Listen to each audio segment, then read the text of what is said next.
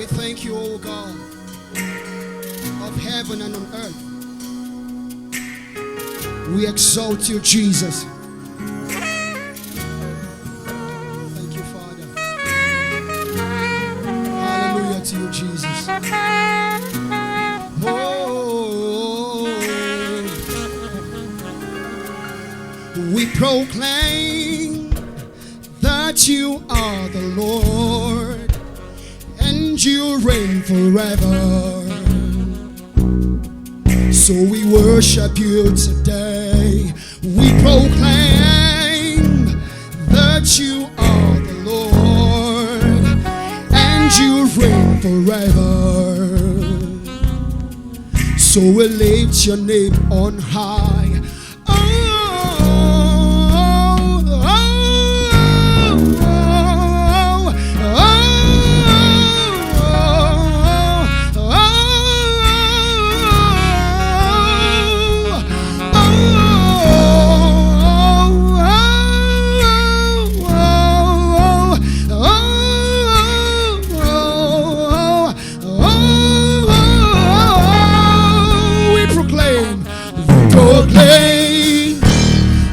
You are the Lord and you reign forever. So we worship you today. We proclaim that you are the Lord and you reign forever. So we lift your name. We proclaim you, say, we proclaim that you are the Lord and you reign forever. So we worship you, Lord. So we worship you today. We proclaim that you are the Lord and you reign forever. So we lift your name on high. Oh, oh, oh.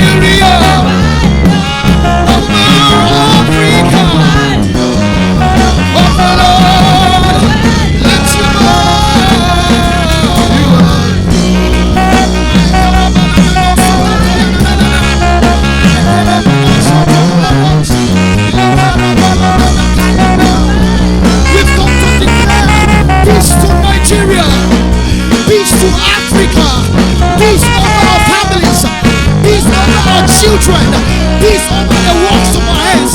That you are Lord, that you are King, that you reign supreme.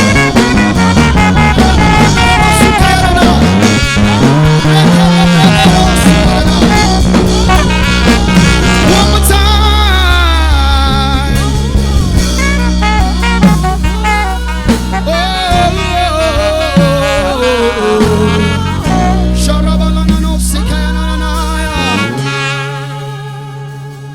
Father, we worship you, that you are Lord, that you reign supreme. You are Lord. Who are we that you are so mindful of? You left your throne just because of us. We've come to proclaim that you are Lord. You are Lord. Yes, you are Lord.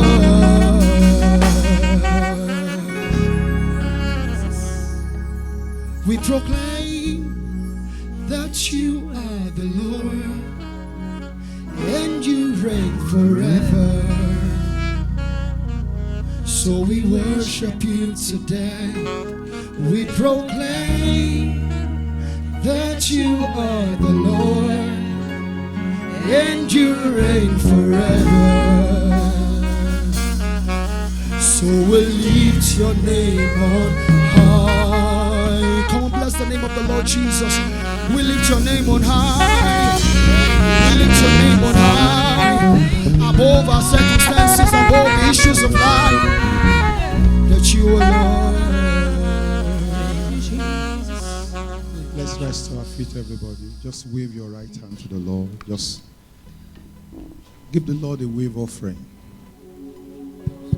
I will appreciate if you can walk on this microphone. Just give the Lord a wave offering. I'm not asking you to give it to me. I'm asking you to give the one that authored your life and has preserved your life. The one that has shielded you from weeping for sorrow. The one that has made sure that goodness and mercy never cease from following you. Can somebody just give that one? Not me. I didn't do it. Can somebody just give that one a right hand wave offering? I say, Lord, I own up that it is not of me that willeth, nor of me that runneth. It is of you in your mercy. Can somebody truly, truly say it to the Lord that you are not ashamed of what the Lord has made you? That you are not ashamed of how far the Lord has helped you. Can somebody lift up his right hand, wave it to the Lord and say, Lord, men may not know and they can never know. But to the extent that I know, you have been very good to me. Just wave that hand of yours. Then you can go ahead and sing for him a special number. It's just between you and him. He knows. He knows what that song means to you whenever you sing it. And you yourself, you know that whenever you sing that song, there is a way the anointing comes upon you. Just go ahead and sing it. Somebody minister to God. Be grateful.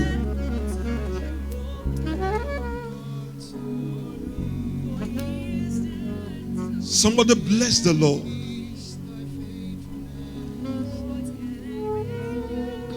Just look at yourself. You, that if the enemy were to have their ways, they will not want you to die, but they will want you to be reduced to so nothing that to even be able to get a kobo. But look at you. You that they will have sold and use your money that they get from selling you to buy lantern. God has now made you the person that people are calling that people are looking up to. Abba, Abba, Abba, Abba, Abba. Just look at you. To your right, to your left, before you, behind you. See your family. See your spouse. See your children.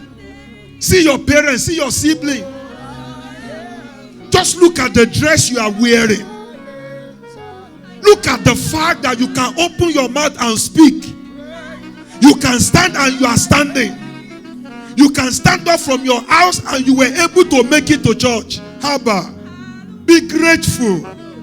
If it had not been for the Lord, if it had not been for the Lord, whatever you are going through now, it should have been multiplied by 5,000.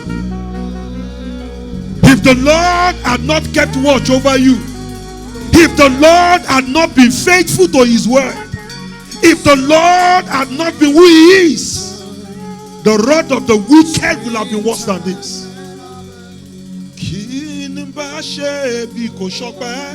Just sing your own.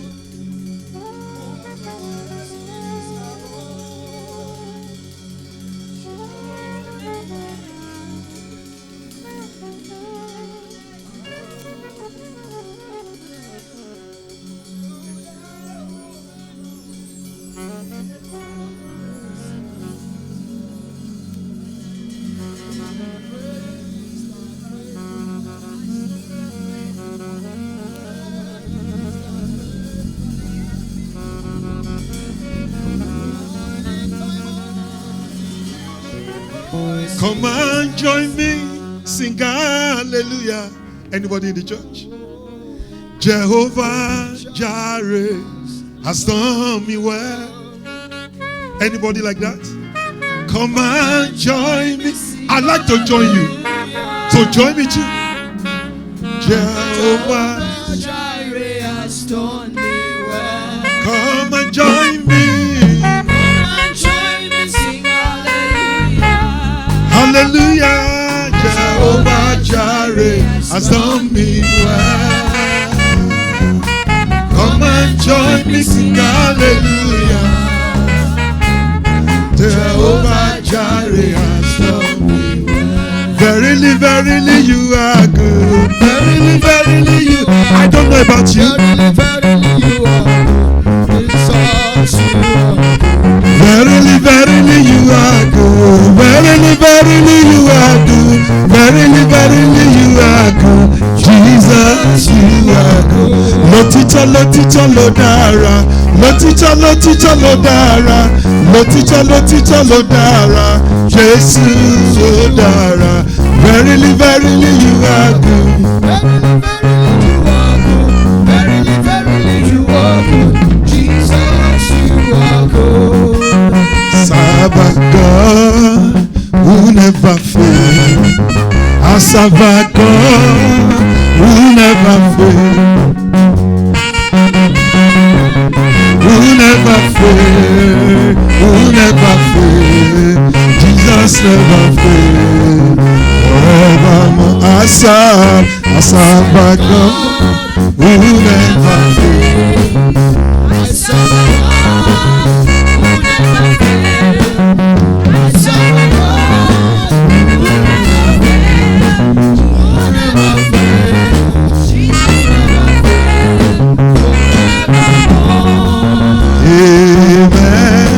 Jesus never fails. Amen. Jesus never fails. Amen. Jesus never fails.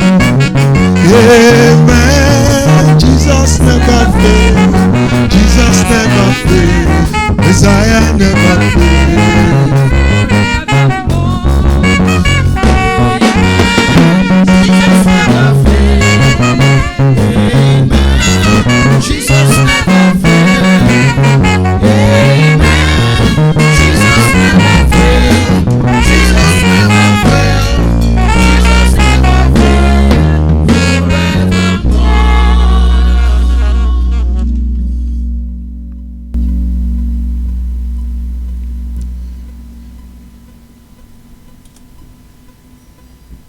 Wow.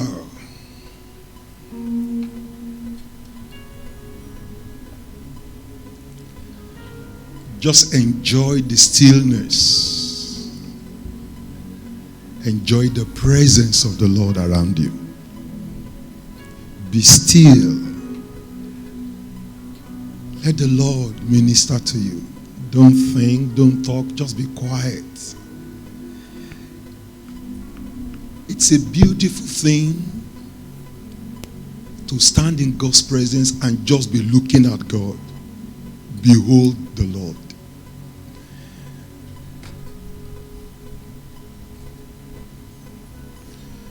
Just breathe in God and let all your frustrations, your depressions, breathe them out.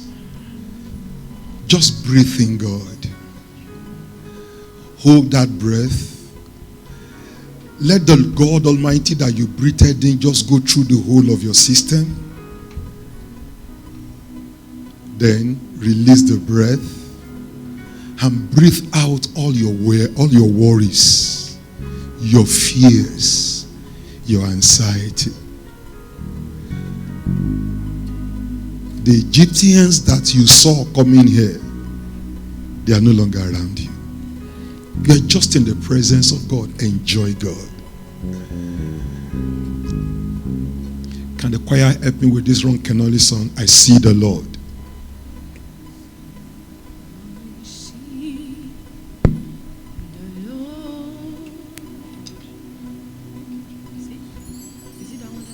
Yes, that's the song.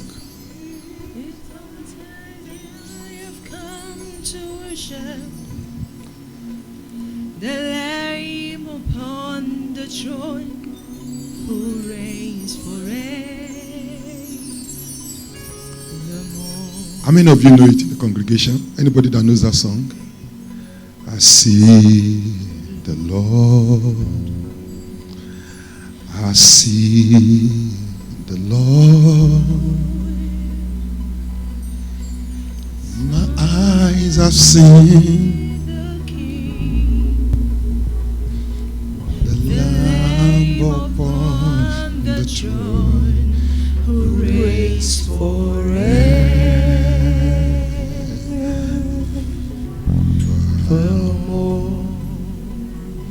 Father, we thank you. Join me to say it. Say, Father, we thank you.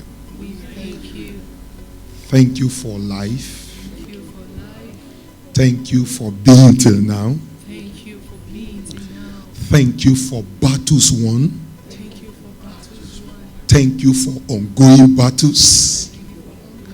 And thank you for future battles. Thank you for victory always. Thank you, Father. In Jesus' name we pray. Please put your hands together for Jesus. God bless you. You can be seated.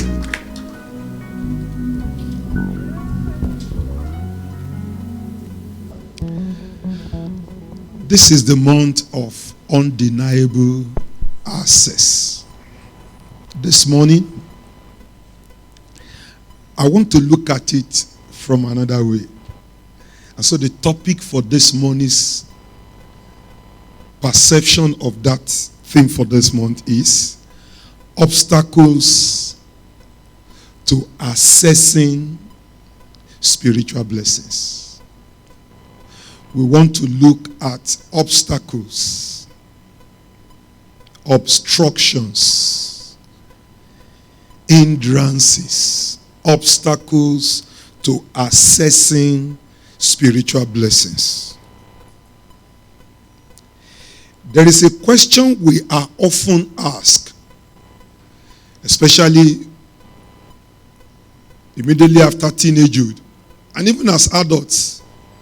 Some of us at one time or the other, we've had to ask ourselves that question, or people we hold in high esteem have called us and asked us that question. And the question is, what do you want in life? How many of you have had that question before? You've heard it before.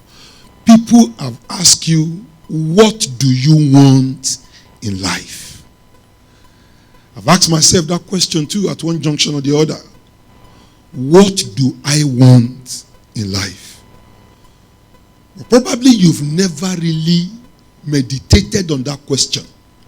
Because in that question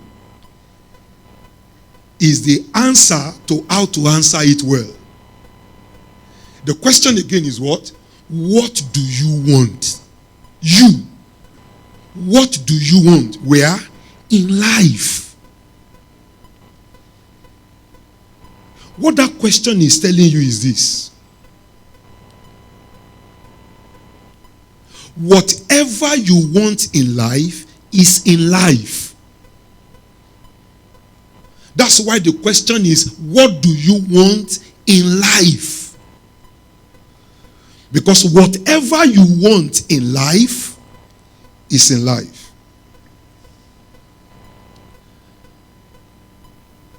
And that immediately makes it clear to me that a major reason, and brethren, I mean it, a major reason why people don't get what they are looking for in life, why people don't find, why people don't get what they want or what they need in life, is because the identity of what life is, most people don't know. The reason, major reason why people don't get what they want in life, after all these years of working hard, and they turn out amongst their contemporaries and their parents as if though they are a failure. You know, you talk about people that are walking like an elephant and they are returning with the returns of an ant. And you're like, what's happening? Listen to me. Major reason why most people don't get what they are looking for in life is because many people do not know the identity of life.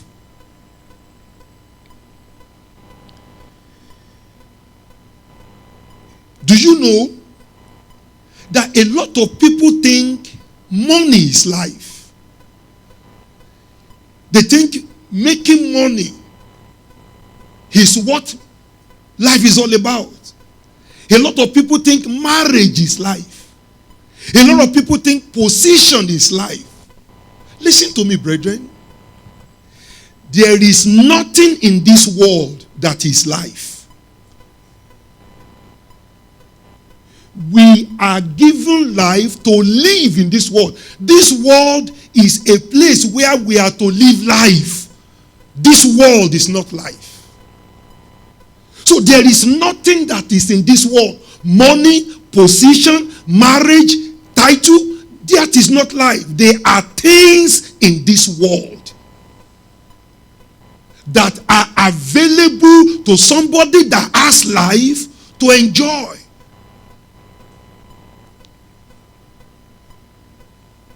But look at yourself probably, and so many people around us. Look at the way we were raised. The understanding we grew up with was as if though, see, if I can make money, then I'm in life. You know, people use phrases like, me, I'm going to chop life. I'm chopping life. And what are they doing? Probably they're in the beer parlor, drinking Gouda, eating chicken, and touching prostitutes. And they say, what are they doing? They are chopping life. No, that's not life.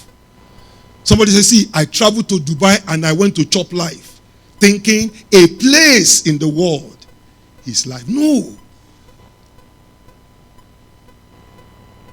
And you see, brethren, I've told you before, illustration, that no matter how good your car is, no matter how good your driver is, no matter how sweet the road may be, if you are headed towards Kaduna, you can never arrive in Lagos because your direction is wrong.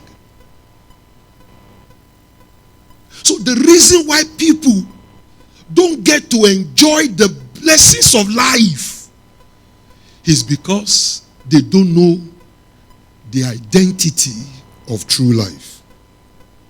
Even Jesus confirmed it in Luke chapter 12 verse 15. Luke chapter 12 verse 15. Jesus says something about what life is not. Unfortunately, We, the children of God, don't seem to hear that. Or we missed it in the course of our study. What did Jesus say in Luke 12:15, brethren? This is what Jesus said. And he said unto them, be careful. Beware of covetousness. What's the next thing he said? For a man's life does not consist in what? The abundance of the things which he possesseth. So life is not anything in this world. This world is not life. We are given life that we might live it here on earth. So you ask me the question, Pastor, what is life? Because, listen to me, church, can I have your attention?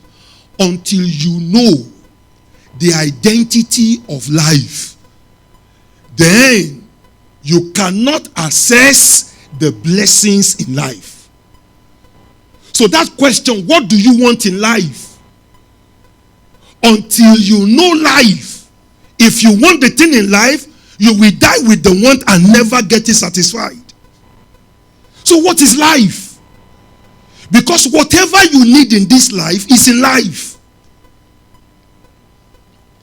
What is life? Let's hear it from the mouth of Jesus. John chapter 14, verse 6. John chapter 14, verse 6. What did Jesus say? Jesus saith unto them, are we there together? I am what?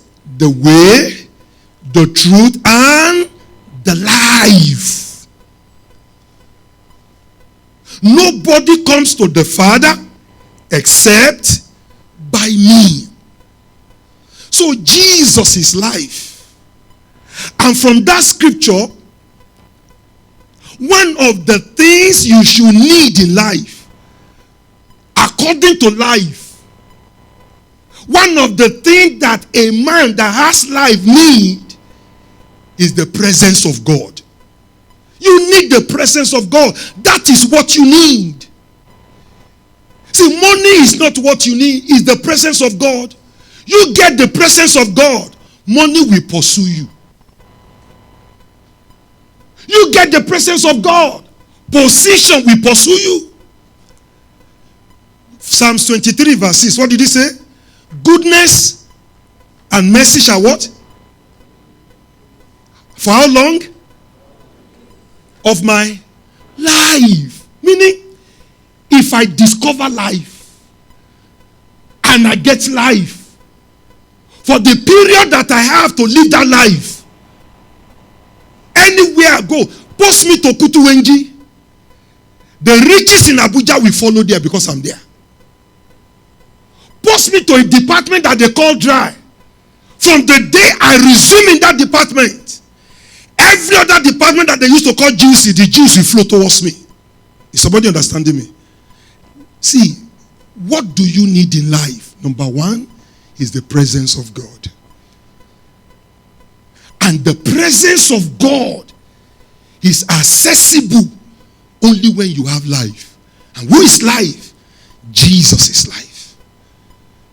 Matthew chapter 8, verse 1. Please, can I have my hanky? Matthew chapter 8, verse 1. What does it say? Anybody? Thank you, ma. It says, and when Jesus was come down from the mountain, is somebody with me? What did the Bible say next? A great multitude did what? Followed him. You want marriage? You want children? You want position? Every one of them is in life. The moment you get life, they will follow you. Bible did not say, goodness and mercy I will pursue, I will follow. No. This goodness and mercy are supposed to be following you to wherever you go to. Hallelujah. What again did the Lord Jesus say? He said, this sign, can you follow it? Finish it for me. Shall do what? Shall follow who?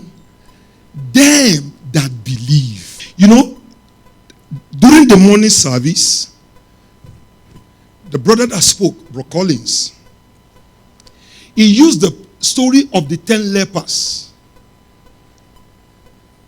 to teach us on the need to be thankful as an access.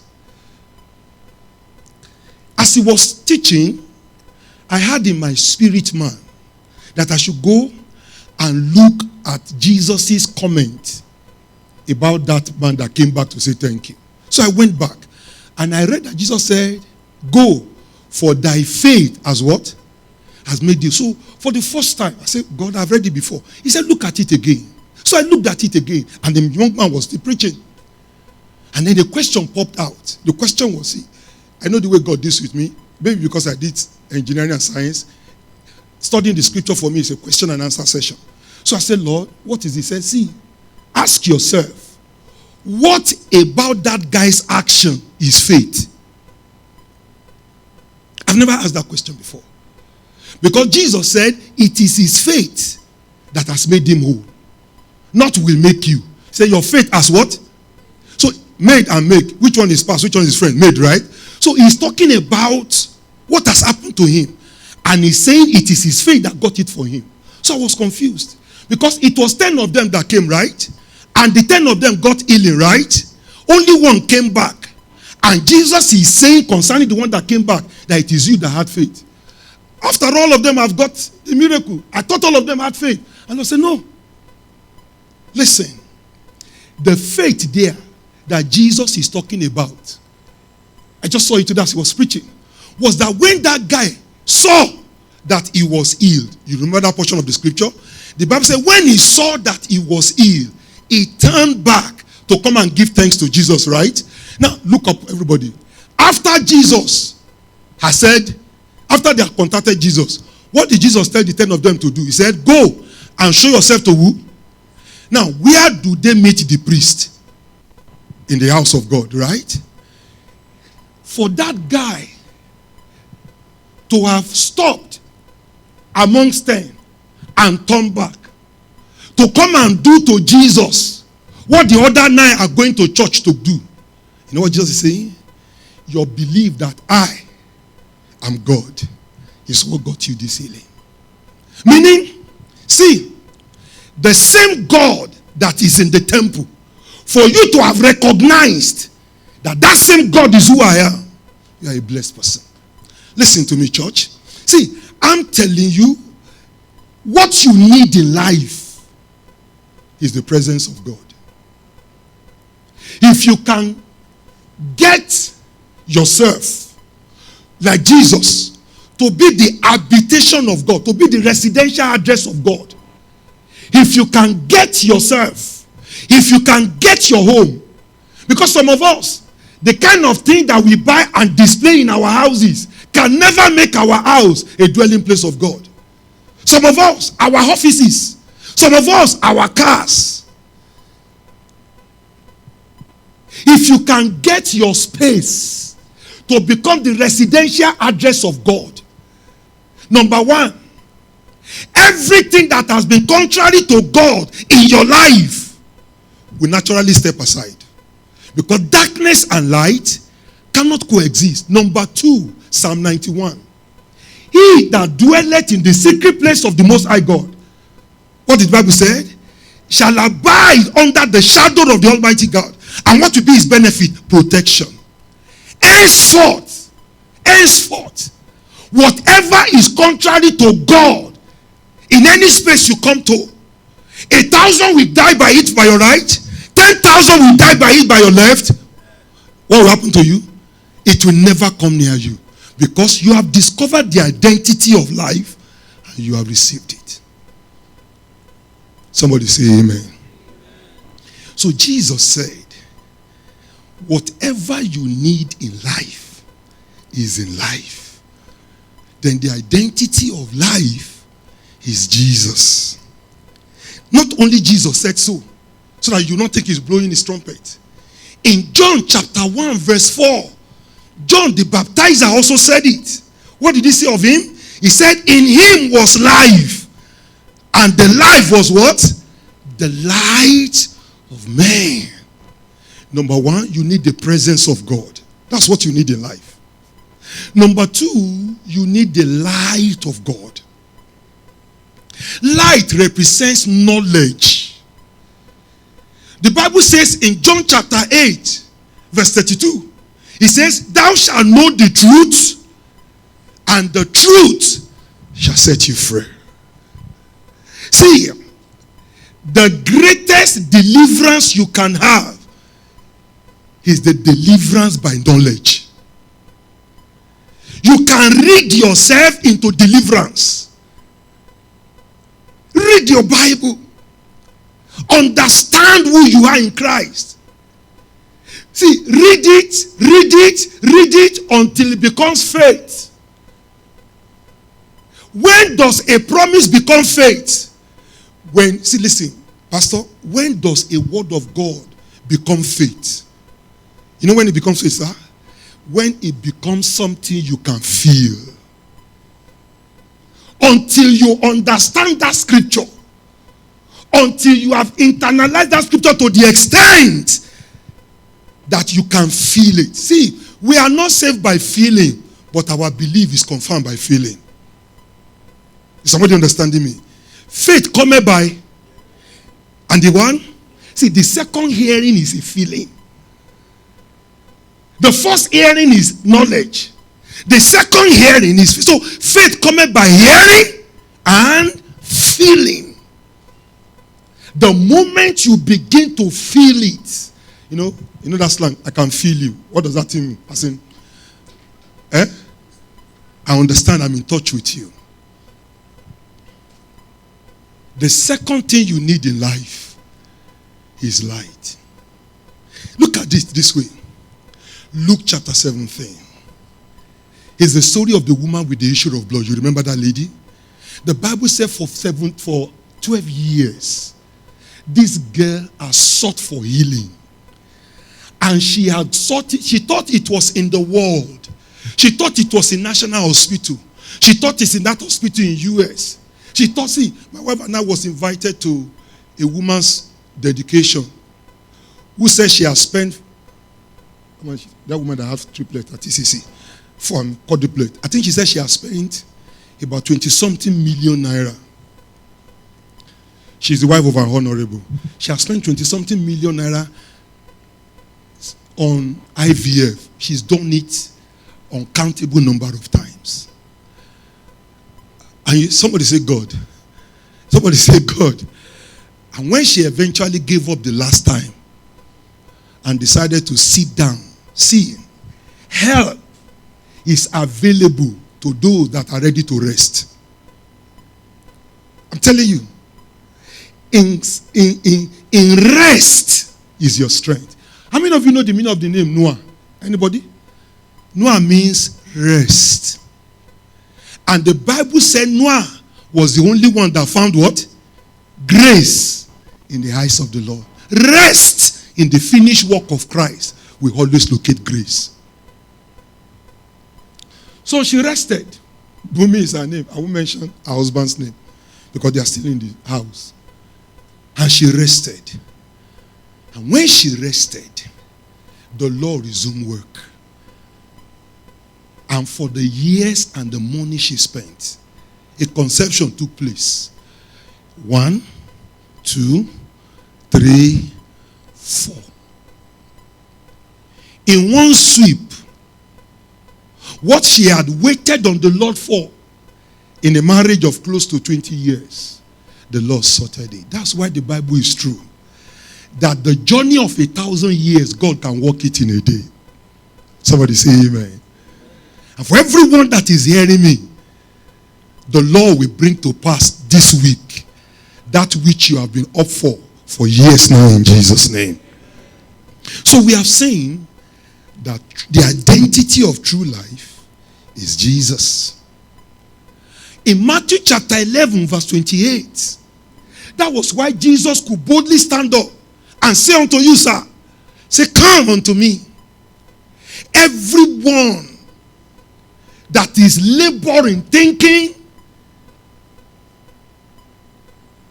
the world and what is in the world holds the power that can satisfy the void inside of them. But you have discovered now that if you make all the money, He can buy you good homes and buy you water bed, but he can't buy you sleep. Money can get you the prettiest woman and the most handsome of man, but money can't get you love. Is somebody understanding me? So he says, see, come. He said, come. I am life, and I will give you rest. What you need in life is the presence of God. Number two, what you need in life is the knowledge of the truth. And Jesus says, come, I will give it unto you. Somebody shout hallelujah. So the last question I will ask before we is to tell you, if Jesus be life, what does that tell you about life? I've told that life is nothing physical. Anything you see physical is not life. This world is not life. So what is life? Life is a spirit. Life is spiritual.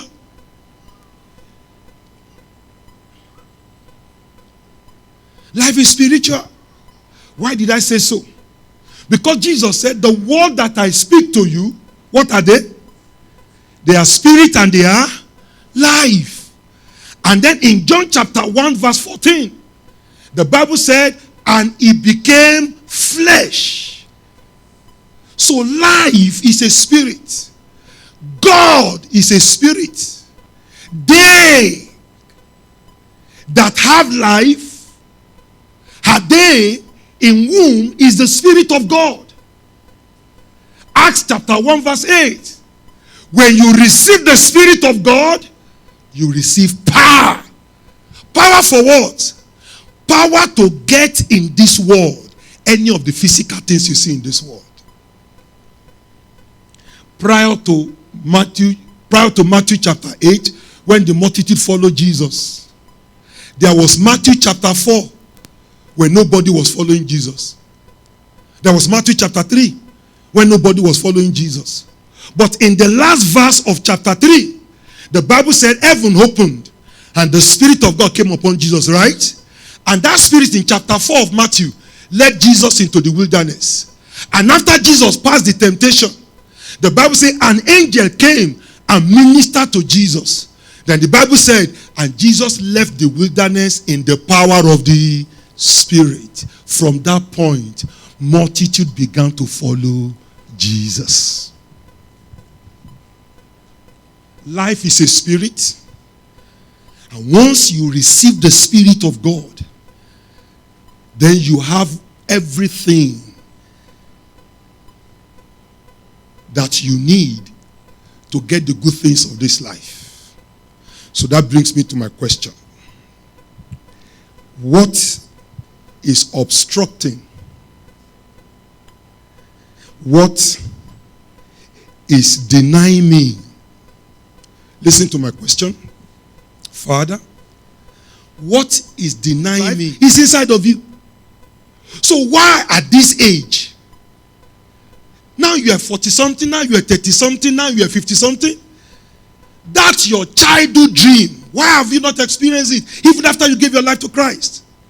All these glorious revelations and dreams you used to have. Why is it only in the dreams you have them? Why have you never experienced them physically? And that's the question I want to answer. Lord, what is it? When I was growing up in the body of Christ, they used to tell me that it is somebody from my father's house that is attacking my destiny. I believed them. Then another time came, they said it is my hidden sins. I've confessed them. Is somebody still following me? They've told me several reasons why I have not been able to fulfill destiny. I've gone for deliverance. Anybody like that here? You've gone for deliverance? Lift up your hands now. Why are you looking at me as if we don't do it? I've gone for deliverance. But things have not really changed as much as I sense that they're supposed to be. I know God is in me. I know all spiritual blessings in heavenly places. Where are they done? They are in me. So why am I unable to bring out from my warehouse into the front house the things that I need in the front house? Why should I go to grave and pack all of these great things and go and give it to the earth? So I asked that question. I said, Lord, what is obstructing the manifestation in my body of that which is in my spirit? 2 answers. Number 1, ignorance. And that is what I've mentioned. That's what I've taken time to explain. So my Bible said, and your Bible said too, it said, my people are destroyed for lack of knowledge. And that's why I've taken time to tell you what your life is. So let's leave that one. The second answer I got from the Lord preparing for this message is lifestyle. Honestly, I was humbled. For example, number 1, bitterness and resentment that so many Christians are so proud of. Somebody is going for deliverance. He's attacking demon from father's house, demon from mother's house. There is a demon that is called the spirit of resentment and bitterness. See, bitterness imprisons life. Love releases life. What is bitterness? Bitterness is you mentioning to yourself the wrongdoing of your neighbor.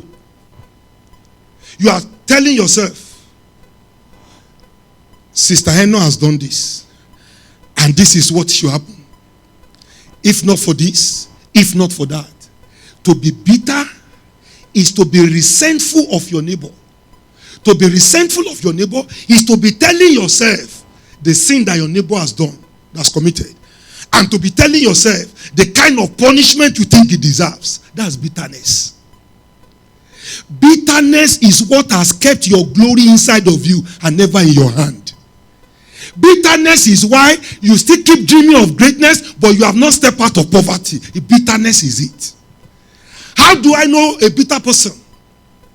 See, whenever you see a friend or a colleague or a business person beside you, customers are patronizing him or her, and you are angry about it, there is bitterness.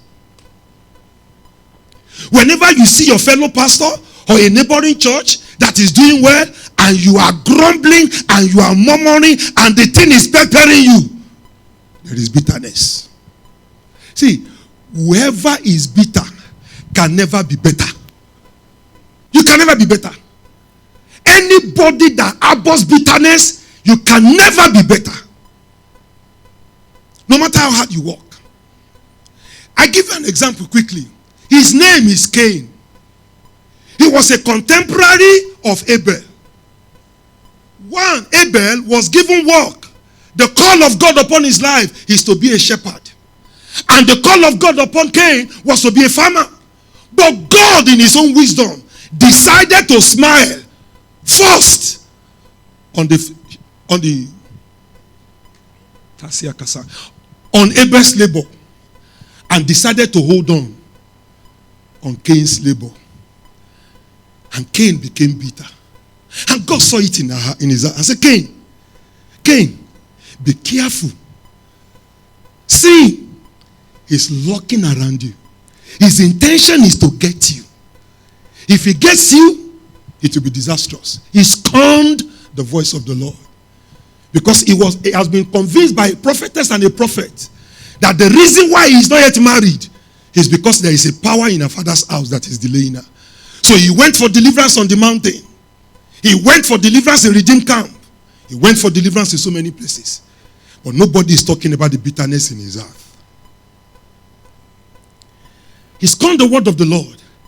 And when bitterness masters you, bitterness nudges you to horrible things. He laid his hands on his brother and he killed him. You know how bitter people do?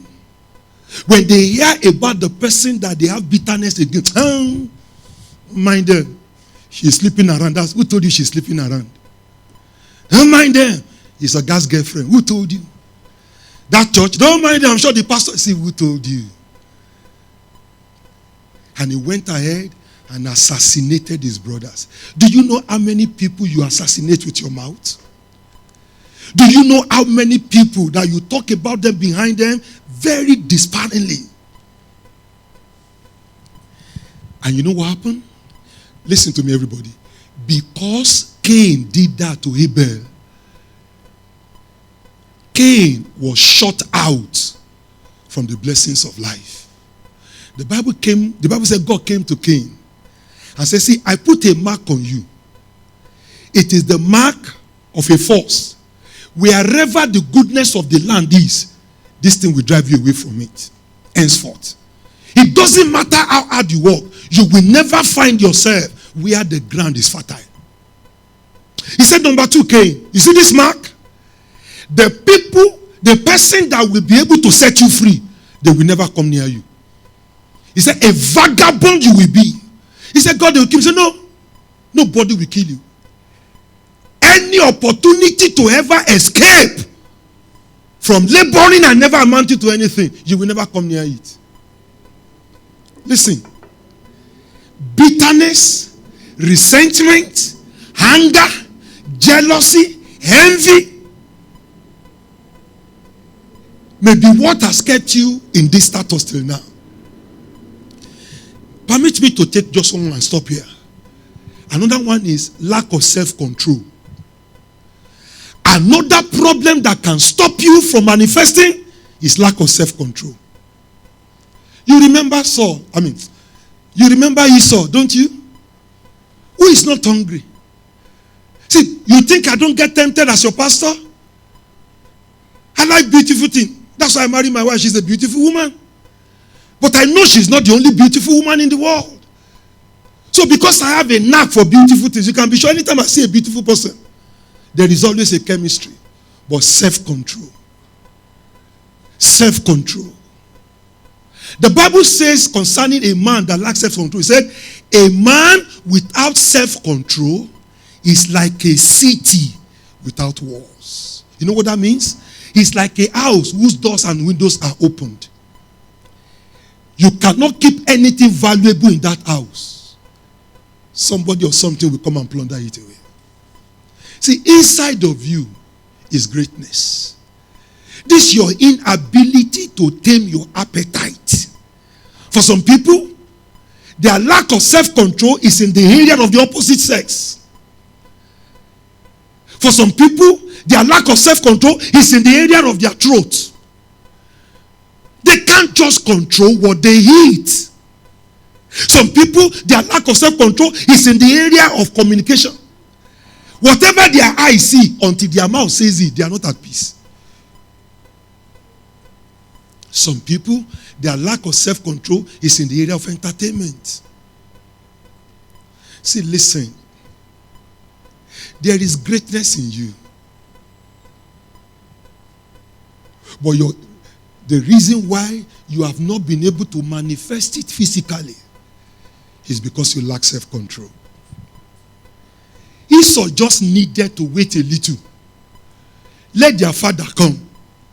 And let Esau report to daddy that the food that Jacob cooked, Jacob said he was not going to give it to him except he says the birthright. How many of you can imagine what Isaac will do? He will probably take Cain, Abipe, and beat Jacob to stupor. And so, yeah, you will not even eat out of this food this night. Rightly. That's what an African woman will likely do. They will stop that girl from eating it and give the food to the other person. See, delayed gratification. Delayed gratification for a season. We are telling you, young boys and young girls, wait until you get married before you start experimenting with sex. Some people ahead of you, they experimented with them. That's why they are single mothers. I was doing a deliverance for a lady some times ago, and in the place of deliverance, the Spirit in her began to speak. And she began to talk about an experience she had as a single girl. And the Spirit said, see, this one is my wife. Since I met her, she has 4 children for me in the realm of the Spirit. See? Then alcohol. Then going to party. Then watching pornography. These things don't leave you without leaving something inside of you. So, brethren, learn to exercise self-control. If Jesus tarries, we will continue. But I want you to know that there is nothing you need in life that is not in life. And that life is Jesus. I've mentioned just two things that you need in life. I said you need the presence of God. I said you need light. You need knowledge of God.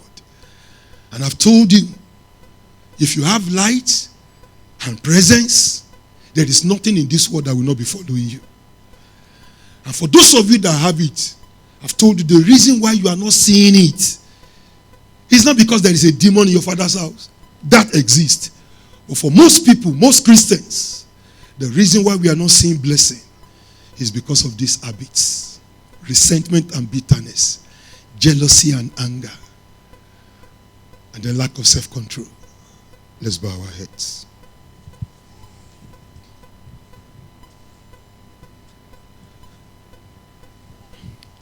I don't have much to say. I just need you to talk to the Lord. He knows you. Tell the Lord to search you. And tell the Lord that whatever is in your life that is blocking the manifestation of His glory, let the Lord help you to get rid of them. Please pray that prayer quickly. Is it bitterness? Is it lack of self-control? Is it disrespect of elders and authorities? You know, just ask the Lord. You know your weakness, your character flaw. Ask the Lord to help you. Maybe you are given to sensuality and pornography. Ask the Lord to help you. You cannot continue in sin and ask that grace shall abound. Why should you be like this? This is not your destiny. This is the corruption of the devil. Thank you, Father. Thank you, Lord. Wow. In Jesus' name we have prayed. Is there anyone in this congregation that is so addicted to these things and you will want me to pray for you? I'm not going to ask you to come out. I'm going to lead the prayers and then you will pray after me. I lift up my voice and I pray. Father, in the name of the Lord Jesus, I plead the blood of Jesus upon this congregation, everyone. Lord, as many amongst us that are captives of these character flaws, and some of us are even proud of it, we boast about it, anger, resentment, bitterness, lack of self-control, disrespect for authorities, worldliness and carnality. By the power of the blood, this old, I break it in the name of Jesus. I also pray in the name of Jesus, everyone that I have set free by the blood of Jesus, receive the Spirit of the Lord anew in Jesus' name. The Spirit of joy, the Spirit of righteousness, the Spirit of holiness, the Spirit of godliness, receive in the name of Jesus. And every blessing that is in your spirit man that has been imprisoned, unable to come out, according to Psalm 24 verse 7, I speak to those doors, I speak to those gates. Let your heads be lifted and let every spiritual blessing appear physically in the name of Jesus Christ. Thank you, Abba Father. And so in the name of the Father, Son, and the Holy Spirit, I set you free. I say, go and be a blessing to your generation according to your destiny. In Jesus' name, I pray for you. Put your hands together for Jesus. God bless you.